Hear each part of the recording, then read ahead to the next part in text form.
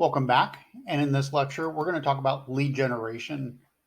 And in lead generation, we mean making sure that you have a constant flow of new prospects being attracted to your business and engaging with you in such a way that they will either become customers immediately or they will become customers in the near future. And if we look at it from a slightly different perspective, Jill Conrath says, in regards to sales, sales is an outcome, not a goal. It's a function of doing numerous things right, starting out from the moment you target a potential prospect until you finalize the deal. Now, a couple things here. First off is your sales process, whatever that process is something that we're going to work on in this lesson and in some future lessons as well. And these are the things that we have to do right in order to have a large volume of people coming into our business. But first here, she talks about targeting a potential prospect. This is identifying your key market. And one of the things that we want to do is make sure that we identify our key market, your key market. What is your typical customer? What do they look like? What about them makes them a typical customer?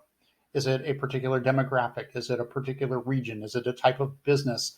Is it somebody with a specific income level or a specific hobby or specific medical condition?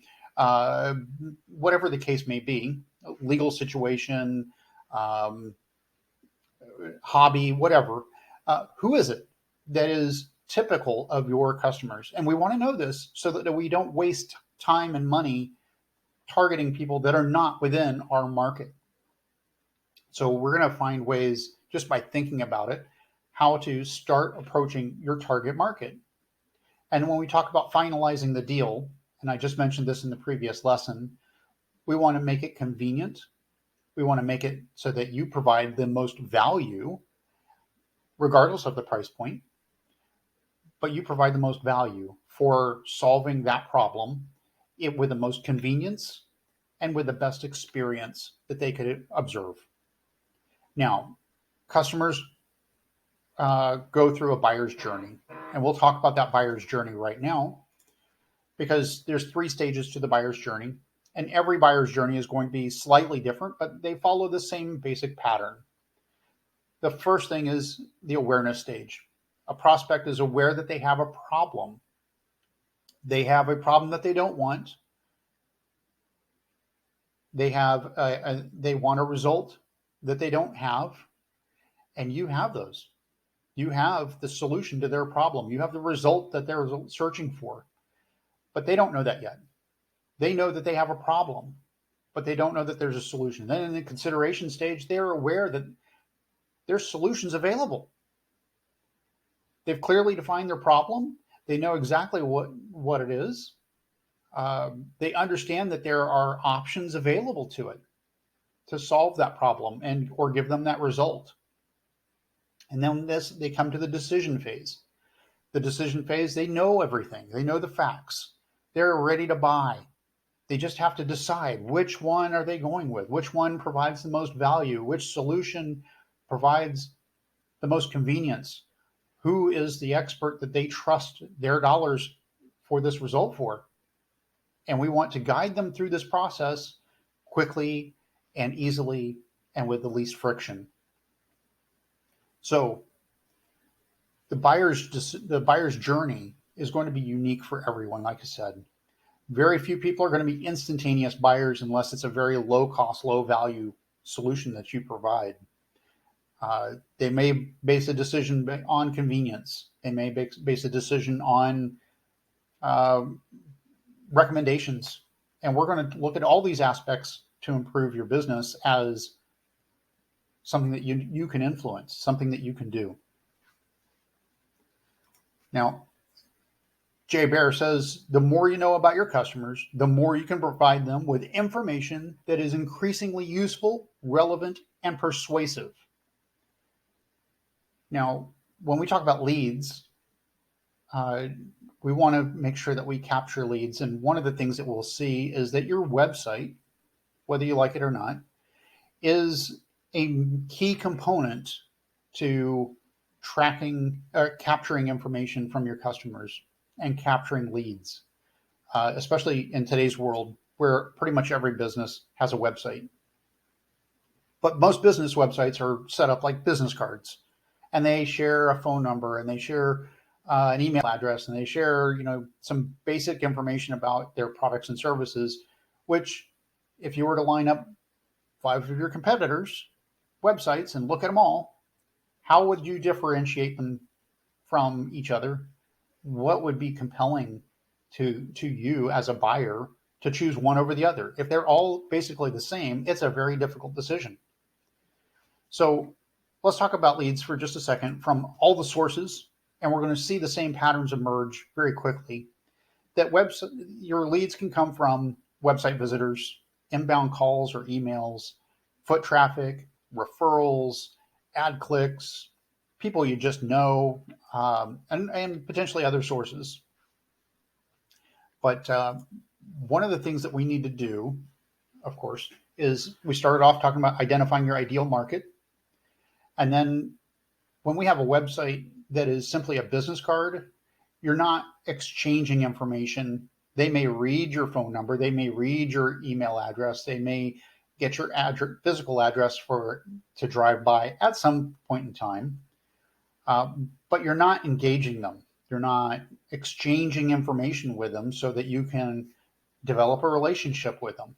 And this is one of the things that we want to do. We want to get you to create a compelling offer that allows you to trade something of value, something of informational use, something that compares your products to all the others, that a tool that they could use that helps decide how best to use your services, a catalog, for example, or a brochure, a safety report, or something that sets you apart, that they're willing to trade their name and their email address or a phone number in order to get. And once you have that, now you have somebody that you can track in your customer relationship database or CRM system, and they have a piece of information that they can take and look at and consider as in their buyer's journey to help them make their decision. We also want to consider simplifying your market advantage. This is the way you communicate your value to everyone. Now, I'm going to show you a website next that compares side by side. This is symbolic of other customers, but this is what I mean by this. So here's a before and an after perspective of this website for a swimming instructor, Kathleen Johnson. The first side has a lot of pictures of kids swimming, and a phone number and an email address at the bottom. And that really doesn't tell you a whole lot. But if I'm looking for the best swimming instructor in town for my kids, if I'm looking for the best provider of whatever service it is that you sell or products that you sell, I want to learn more. And I'm willing to trade my email address and my name to get a report that may highlight the safety concerns or what training limitations other places have, so that I can learn how to be directed and persuaded to use this particular project. So this is what we want to try to encourage, is a way of capturing information. We're data driven, so we need to capture information, capturing leads. Now we know exactly how many people have come by and asked for information. That when they ask for information, they are giving you permission to talk to them. So remember that as well. It's really important that you get permission to talk to somebody. And this is how we do it. If they just have your phone number and email, chances are it's not going to be that engaging. They might pick up the phone and call you. They might not. But if you have a way of systematically capturing their contact information in exchange for something of value, you're going to compel them to make that that inquiry. They're going to get that report. They're going to get that catalog. They're going to get that tool that makes their life easier and add one less piece of, or remove one more piece of friction from their buying decision. So next, we have to gain exposure. And I'm going to talk about that briefly, and then we're going to wrap up this particular training lesson. But when we talk about gaining exposure, this is part of lead generation, by the way. There's things that you can do to generate more leads today. And one of them is to engage in speaking. Public speaking, whether it's at your local chamber, whether it's hosting an event at your facility, whether it's working with a women's business center or the American Legion post in your community, providing an opportunity to speak and share your experiences and educate the public about your products and services can go a long way for increasing the trust that you build in the community and increasing that pipeline, because they will talk and they will come visit and they will visit your website because now they've put a face to this website, this business of yours, and it's now personal to them.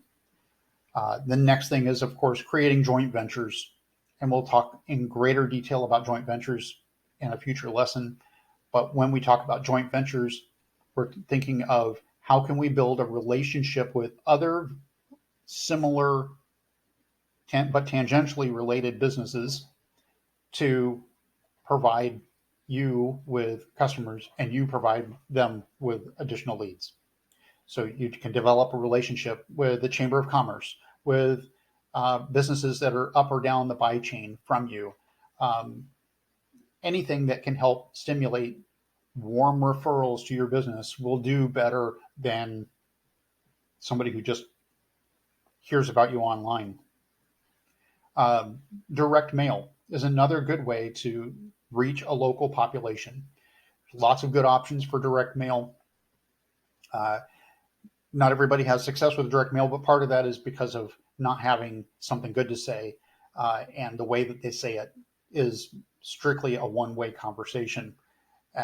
And nobody likes that. They want to be engaged. They want to be able to say, have an interest in a compelling offer to download your report, get this information. Why are you different? Why are you special? What can you offer them that nobody else can offer? And we start building a relationship. This is a new shift for you, probably. We're developing a relationship with the public, and we're developing a relationship with your leads.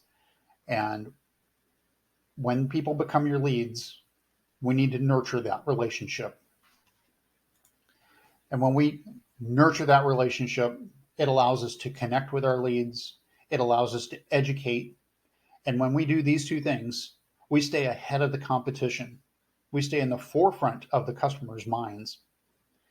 And I'll give you some tips in another lesson about how to create what we call a drip campaign, which is an email list that you create in exchange for that contact information.